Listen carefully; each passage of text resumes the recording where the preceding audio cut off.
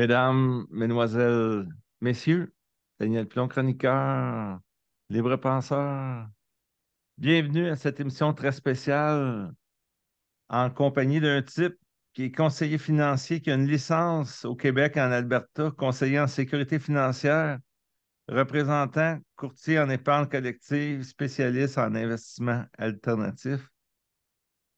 Un gars tout désigné pour venir nous parler de finance, économie, investissement et surtout de REER et CELI App. Aujourd'hui, j'ai l'honneur de recevoir le président de GF Momentum, M. Charles-Alexandre Trudeau. Salut Charles. Salut Daniel, merci de l'invitation. Ça va bien? Ça va très bien, toi? Oui, ça va bien. Écoute, on va parler de REER. Oui, Au moment où on se parle, là, la campagne des REER va battre son plein, là, mais c'est vrai. si vous nous écoutez en avril ou en juin ou en septembre, c'est encore bon ce qu'on va dire. Absolument. Donc, les REER, est-ce que c'est bon pour tout le monde? Est-ce que on cotise là-dedans n'importe quand? Est-ce qu'on encaisse ça n'importe quand? Est-ce que tu Hmm. peux aider les gens peut-être à y voir clair là-dedans? Je t'écoute attentivement.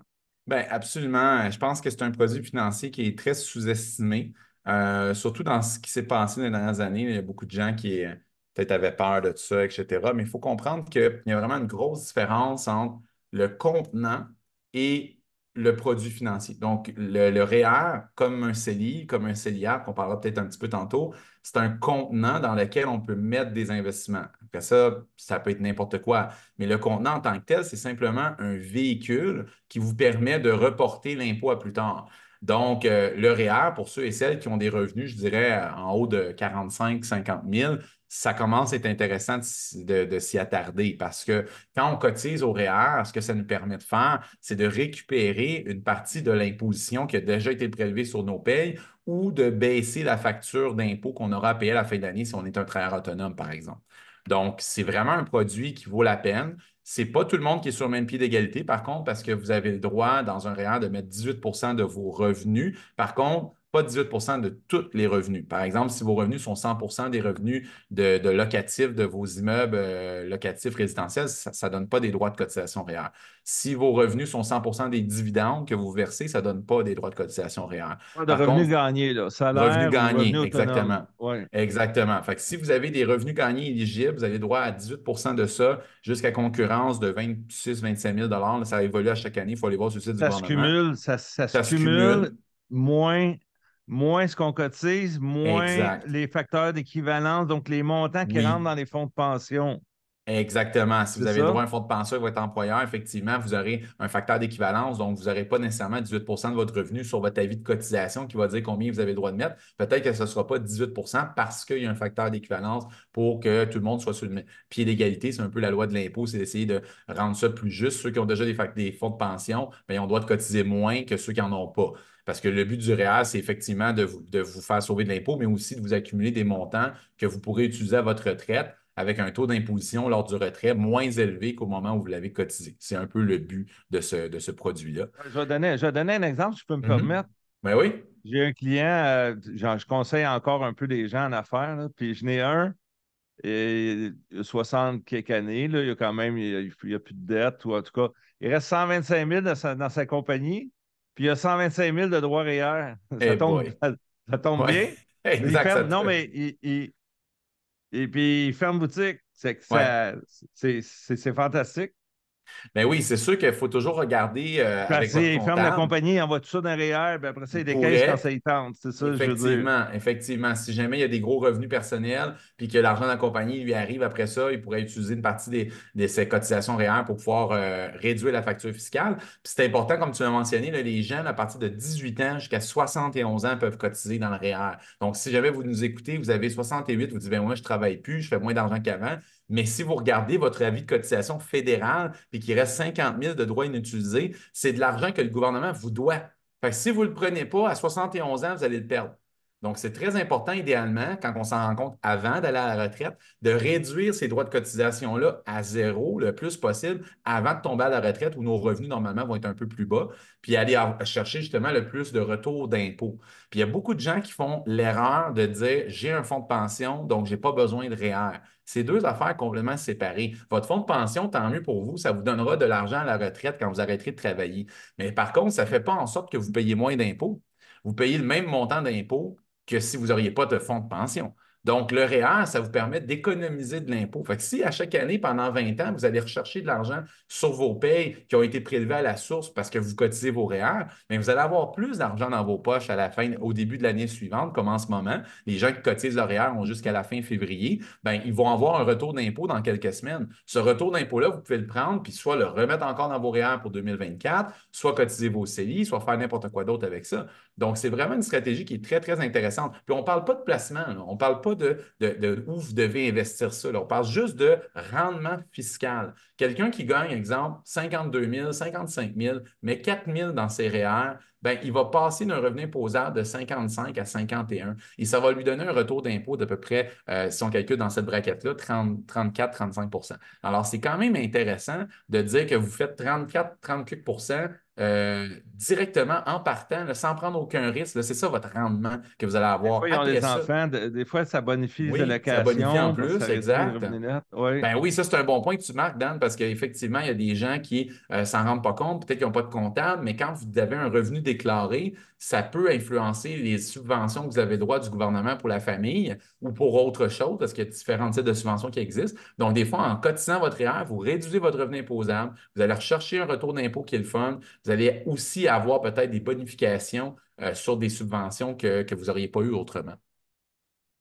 Et ça bonifie aussi les crédits, des fois crédit TPS, crédit solidarité. Quand tu Oui, n'es pas d'un gros revenu, on s'entend, oui, là. exactement, Euh, exactement. euh, Ça peut être bien. peux-tu donner des exemples typiques qui te viennent à l'esprit, là, les gens que, exemple, je ne sais pas, moi, celui qui est la personne seule qui gagne 160 000 ou 140 Oui. 000, c'est assez évident là, qu'il il sauve 50 d'impôts. C'est que le Ben, jour où tu c'est ne ça. travailleras pas, la chance est forte qu'il ne sera pas taxé à 50 sur ses derniers Exactement. dollars encaissés. Donc, il Oui. fait une bonne affaire. Comme tu dis, il fait un bon rendement fiscal. Ben oui, puis sans même considérer le rendement qu'on peut faire avec des investissements par la suite, on doit aller chercher le rendement fiscal parce que si on laisse l'argent sur la table dans les cotisations inutilisées, le gouvernement ne va pas vous donner d'intérêt pour ça. Il ne va même pas le compenser au coût de la vie. Fait que ça fait qu'à 10 ans que tu as 40 000 de droits de cotisation que tu n'as jamais utilisé, ben c'est plus le même 40 000 aujourd'hui, là. Fait que si tu prends le 40 000 quand tu as le droit de le prendre, puis que tu le mets dans tes REER, puis tu l'investis correctement, tu vas le faire fructifier ton 40 000. Donc, ça ne vaut pas la peine de le laisser là. Ça va bien plus parce que les gens souvent se disent j'ai pas l'argent de cotiser le REER. Ça, c'est une autre chose que j'entends des fois. Ben, si tu n'as pas l'argent de cotiser le REER, c'est normal, c'est parce que le gouvernement a déjà pris à la source sur tes payes des retenues pour que tu payes ton impôt. Donc, des fois, tu es peut-être mieux d'aller chercher dans ta marge pour aller cotiser ton REER, puis le retour d'impôt, tu le prends pour rembourser ta marge. Parce que si tu ne le fais pas, tu gagnes absolument rien parce que l'argent a déjà été pris sur tes payes. Puis si ça n'a pas été pris sur tes payes parce que tu es un travailleur autonome, il va falloir que tu le payes à la fin de l'année, ton impôt. Puis tu ne peux pas t'en sortir, même si tu fais faillite, là, en passant, c'est pas mal une des seules affaires que vous ne pouvez jamais vous en sortir. Si vous devez de l'argent à l'impôt ou aux taxes, bonne chance. Donc, essayez pas de vous en sortir, ça ne marchera pas. Mais effectivement, comme tu as mentionné, des gens qui ont des revenus élevés ou des revenus temporairement élevés, genre je vends un bloc. Là, je vends un bloc de 500 000, j'avais payé ça 150 000 La dans le temps. grosse année, oui, c'est ça. Grosse année, là, je fais 350 000, plus j'ai 100 000 de revenus personnels. Je suis rendu à 450 000. Puis là, j'ai 100 000 de droits REER inutilisés. C'est peut-être la bonne occasion de les prendre le 100 000 d'un coup cette année-là. Parce que si après ça, vous retombez les autres années tout le temps avec votre même 100 000 ou à peu près, ben ça ne vaut pas la peine de mettre 100 000 si tu fais 100 000 parce que ta braquette d'imposition va diminuer, diminuer. Puis ça ne sert à rien de descendre d'une braquette où tu payes juste 0 ou 15 d'impôt. Ton retour va être plus petit. Fait que ce que tu veux, c'est aller chercher un retour d'impôt dans les braquettes qui sont les plus optimales selon ton revenu. C'est pour ça qu'on dit si vous gagnez 20 000 par année, c'est un peu tard pour cotiser vos réels parce que le retour d'impôt, il sera presque nul. Donc, c'est le temps de le faire quand vous faites des revenus plus élevés.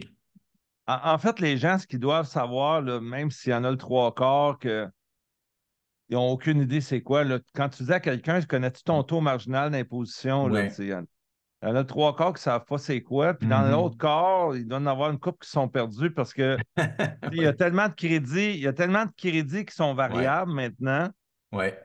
Tu sais, comme des crédits en raison de l'âge, et que des gens de Mhm. 65 ans, 67 ans, 68 ans, tu disais, ils peuvent Oui, encore cotiser, eux autres, exact. même si je ne travaille plus, mais les droits sont là. Donc, Oui. et- il peut avoir une situation, un contexte que c'est winner de cotiser, là, tu sais. Ben Fait que absolument. c'est l'important, je pense, corrige-moi, là, mais de connaître son taux marginal d'impôt. C'est ça, ils devraient demander à leur comptable Ouais, oui, ça, je suis d'accord avec toi. Taux marginal très important pour savoir justement à peu près combien on va recevoir de retour si on cotise. Ça nous donne une petite idée, du moins, là. Ça peut varier, comme tu disais, en fonction de plusieurs facteurs.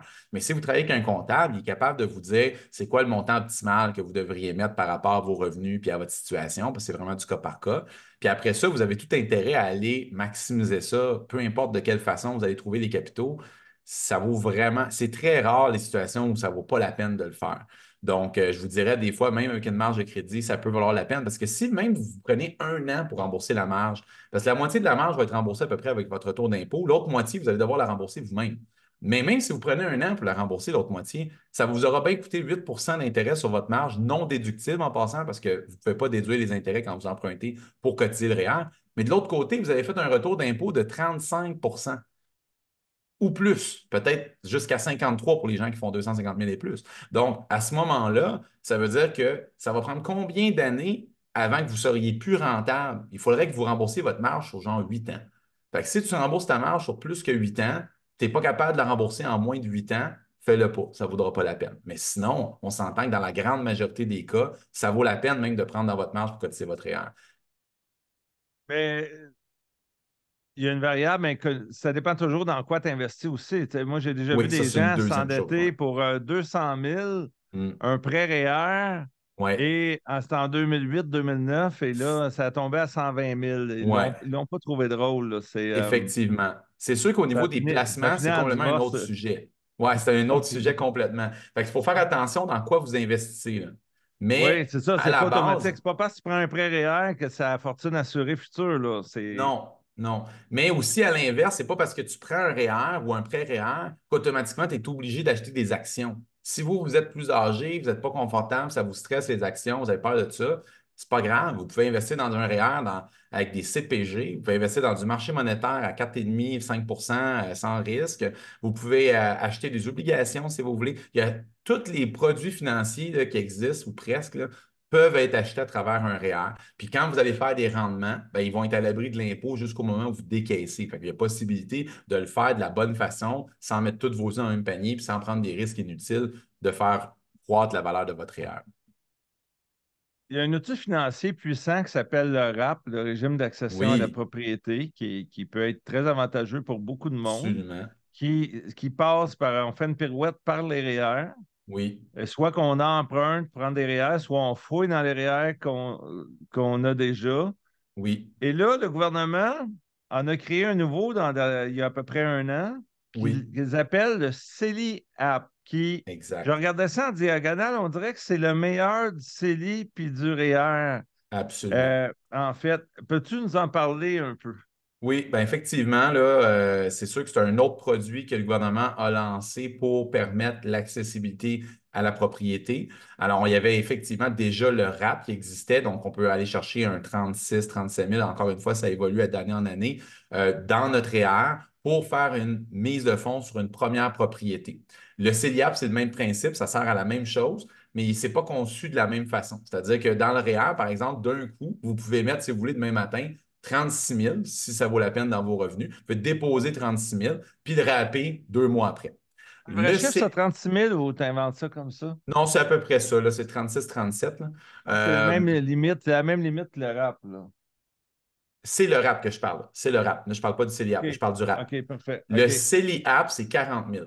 Le CELIAP, c'est 40 000. Par contre, la Oui. différence, c'est que le CELIAP, vous pouvez juste mettre 8 000 par année.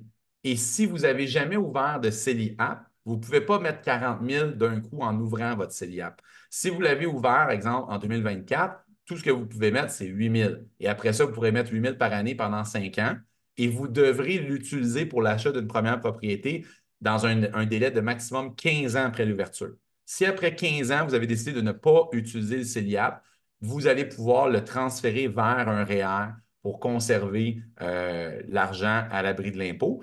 Mais ce qui est bien, c'est quand vous mettez de l'argent dans le CELIAP, ça fait le même principe qu'un REER. C'est-à-dire, si vous mettez le 8 000, ça réduit vos revenus imposables de 8 000 et l'argent que vous allez générer là, dans les placements, si vous en faites là-dedans, ben, vous allez être à l'abri de l'impôt. Et quand vous allez retirer l'argent pour acheter une première propriété, vous ne serez pas obligé de rembourser l'argent de là où vous l'avez pris, contrairement au RAP. Le RAP, si vous retirez l'argent, vous avez 15 ans pour le rembourser au complet. Donc, Fait ça que doit être... t'es pas imposé, c'est que tu as la déduction REER Oui, pour ton 8 000 à chaque année, exact. puis là, tu ramasses l'argent pour mettre ta mise de fonds, puis tu n'es pas imposé dessus, c'est ça? Exactement, exactement. Pas imposé et Donc, pas obligé de le rembourser.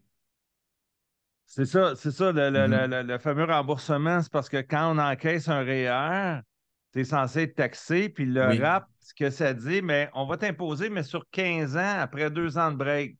c'est ça. Donc, si je comprends bien, le CELIAP va tasser complètement le RAP pour les nouveaux acheteurs qui n'ont pas de REER. Parce que celui qui a déjà des REER, qui a 50 ans, ça fait plus que 3 4 ans qu'il n'a pas de maison, il va fouiller, le CELIAP, c'est pour lui, lui, il va aller dans le RAP. Il va Non, le CELIAP rapper. pourrait fonctionner aussi. En fait, c'est vraiment du cas par cas parce qu'il y a des stratégies qu'on peut faire. Mais si, par exemple, quelqu'un n'est plus propriétaire depuis au moins 4 ans ou possède, par exemple, un duplex, mais il habite plus dans un duplex depuis au moins 4 ans et veut s'acheter une propriété pour y habiter, il pourrait effectivement rapper et utiliser le CELIAP en même temps. Donc, vous pouvez faire les deux. Et donc, vous pouvez aussi prendre de l'argent de votre REER et l'envoyer dans votre CELIAP. Mais vous ne pouvez pas prendre l'argent de votre CELI et l'envoyer dans votre CELIAP si vous avez déjà un CELI ou un REER. Donc, les gens me diraient, ben, pourquoi j'enverrais de l'argent d'un REER à un CELI App? Ben, tout simplement parce que dans le CELI App, vous n'allez pas être obligé de le rembourser. Ça, c'est un des facteurs. Mais je dirais qu'il y a des gens aussi qui utilisent le CELI App parce qu'ils se disent, moi, j'en veux pas de maison, Charles, je ne veux pas acheter de maison, mais je vais prendre un CELI App quand même. Pourquoi? Parce qu'on a calculé ensemble que ça valait la peine. Parce que le gouvernement ne vous dit pas que vous êtes obligé d'acheter une maison. Il vous dit que si vous ne le faites pas dans les 15 prochaines années, vous allez devoir le renvoyer dans un REER. Par contre, durant 15 ans, ben, jusqu'à concurrence de 40 000, vous allez pouvoir mettre votre 8 000 dans le CELIAP, plus le maximum de cotisation dans le REER. Fait que pour des gens qui ne sont pas propriétaires, qui font des bons revenus, et qui maximisent déjà vos REER, vous avez tout avantage à quand même aller ouvrir un CELIAP et le maximiser. Vous allez déduire encore plus d'argent de vos revenus et vous allez économiser encore plus d'impôts. Donc, mais malheureusement, dans un contexte où les premiers acheteurs, on me disait qu'il n'y a pas beaucoup de premiers acheteurs dans le marché immobilier actuellement, là. Tu sais que Ouais, c'est plus difficile pour eux c'est parce que tout est un petit peu cher. un coup d'épée dans l'eau, peut-être. Ouais. Ben, je suis d'accord avec toi que c'est ce genre de mécanisme-là que le gouvernement fédéral met en place, puis c'est des initiatives fédérales en passant, là. Donc, ces initiatives-là sont là pour aider les gens à accéder à une première propriété. Mais le problème, c'est pas d'accéder à une première propriété, c'est que le marché est tellement cher et tellement surévalué est-ce qu'on veut vraiment que les jeunes aillent faire une mise de fonds avec tout l'argent qu'ils ont mis de côté pour acheter une maison surévaluée puis s'endetter pour les 30 prochaines années avec des paiements qui ont de la misère à faire? Je ne suis pas sûr que c'est nécessairement l'initiative qui était la bonne initiative. Je pense que justement, il faut peut-être que les gens réalisent que c'est vraiment nécessaire d'être propriétaire aujourd'hui en 2023. Es-tu obligé d'être propriétaire? Et si tu l'es, est-ce que ça doit être conditionnel à handicaper tous tes placements que tu as mis de côté pour ta retraite? Parce que souvent, les gens vont liquider leur REER au complet parce qu'ils n'ont même pas le maximum qu'ils peuvent rapper, fait qu'ils rappent tout. Ils vont prendre l'argent du CELIAP au complet, puis après ça, ils n'ont plus rien. Tout ce qui leur reste, là, c'est une coupe de mille dans le compte de banque. Ils n'ont même pas d'argent au cas qu'il arrive un imprévu avec la maison. Donc, si c'est votre situation, allez pas vous rusher, comme on dit en anglais, pour mettre 8 000 puis une coupe de mille dans le rap pour aller acheter une maison en courant. Commencez par vous mettre l'argent maximum que vous avez le droit de mettre là-dedans, ça serait déjà bon. Et par la suite, ayez toujours un bon plan de côté. Continuez d'avoir de l'argent dans vos CELI ou dans d'autres comptes de placement au cas où. Parce que le but de ces comptes-là, c'est aussi de vous mettre l'argent pour la retraite. C'est pas juste pour aller tout prendre pour une maison qui va peut-être même pas prendre la valeur dans le futur. Parce que tu l'as dit, je pense, au début, tantôt, mais si tu dis, moi, j'ouvre un compte CELIAP, mais il ne faut pas que tu ailles de maison pour ouvrir ça, là. Non, il ne faut pas non plus que la OK. conjointe ait une maison. Oui. Et puis, si après 4 5 ans, ben, tu n'achètes pas de maison, il arrive quoi, là? Ben, vous pouvez rester pas d'acheter pendant 15 Tu as ans, le droit après pour un 15 ans. bout, c'est ça, C'est 15 ans, ça, c'est ça ta après règle. 15 ans. C'est sûr que OK. si par contre, comme je disais tantôt, le RAP, c'est un peu différent les conditions que le CELIAP. Si on est en conjoint de fait, on habite avec notre conjointe, elle est déjà propriétaire. On ne peut pas rapper parce qu'on habite avec quelqu'un, les conjoints de fait, qui, elle, est propriétaire ou marié, quelqu'un qui est propriétaire.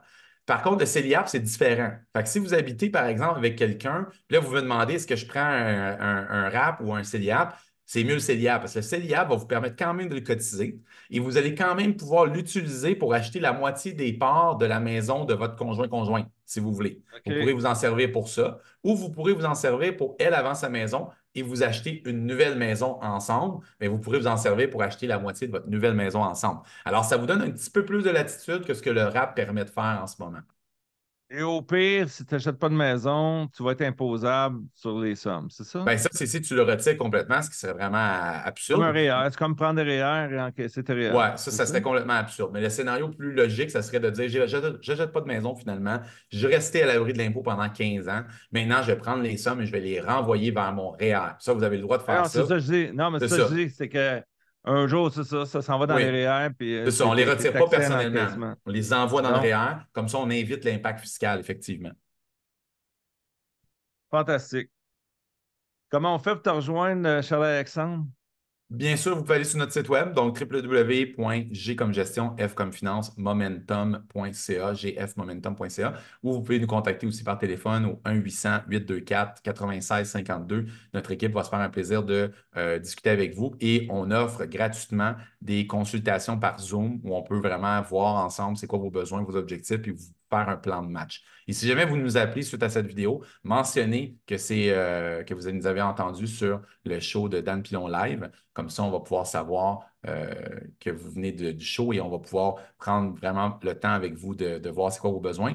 Et c'est gratuit. Ils Des vont fois, être les gens bien sont traités. gênés. Les gens vont être bien traités. Ben absolument. Puis les gens, souvent, sont gênés d'appeler parce qu'ils pensent que ça coûte de l'argent. C'est gratuit. Et aussi, peu importe les montants que vous avez investir, c'est pas grave. Vous n'êtes pas obligé d'être millionnaire pour avoir un conseiller financier. Au contraire, les statistiques l'ont prouvé. Ceux qui le deviennent, souvent, c'est parce qu'ils en ont un depuis plusieurs années. Donc, on vous encourage fortement à nous contacter. Soyez pas gênés. Si vous êtes un jeune médecin, allez-y en courant à GF Momentum. C'est ça. Si vous êtes un vieux journalier, Ben, ça vaut la peine c'est quand ça. même parce que c'est Je peux comme peut-être l'histoire rester à la caisse populaire, je fais des farces. Ben oui, puis souvent, c'est ça, les gens sont habitués dans une banque avec une personne qui les appelle jamais, avec des produits qui sont tout le temps les mêmes. Elle les appelle 2 semaines avant la date des REER, là. Une Ouais, semaine c'est avant, ça, là. exactement. That's it. Pour renouveler leur CPG. Ça me plaît, ça. Ça, on essaie d'éviter ça, guys. J'espère que vous avez apprécié. Likez-moi ça, mesdames, messieurs, et partagez, si vous le pouvez, en compagnie de Charles-Alexandre Trudeau de GF Momentum, Daniel Pilon, chroniqueur, Les Vrais Penseurs. Au revoir.